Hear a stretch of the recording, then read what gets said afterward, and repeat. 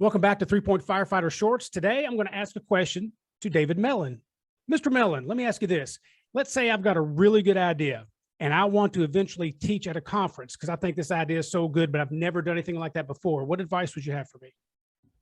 That's a great question. We have all started out, whether you teach locally, regionally, on the national circuit, we all started out kind of the same way, right?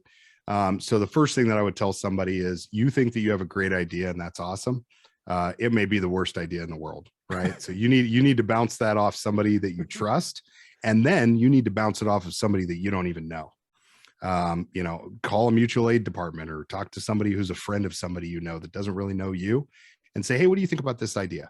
And don't give them too much information. Don't hand them your whole entire class and say, what do you think about this? Just give them the synopsis. Right. But bounce it off to see if it's actually a viable, idea.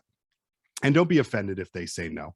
But then you need to kind of reach out to other instructors, whether it's at the regional level or the national level, and have them look at it and take a look at it.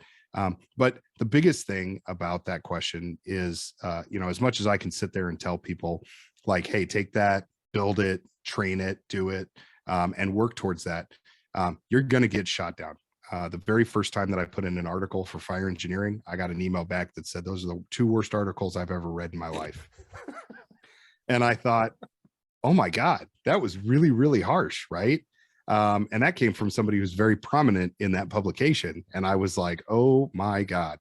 But the very last paragraph of that email said, I'm going to send this to our editors and they're going to kind of work it over and we'll see what we can make out of it.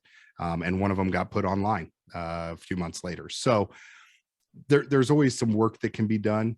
But I think a lot of it is starting out small, making sure that you have a good solid foundation for an article or a class, and then make sure that it's yours, right? There are so many times where I'll go take a class and I really like what I learned, but I can't turn around and make a class of my own identical to what I just took. Put your own twist on it. Maybe you have a different way of doing it that you think is better. That's a healthy growth in the fire service that we love seeing. Is I'll teach a class one way, you may teach a very similar class, but you teach different tactics. That's what I want to see. And so, reach out to people like myself, people like you, and get pointers, but don't stop putting in for stuff. And that is straight from David Mellen.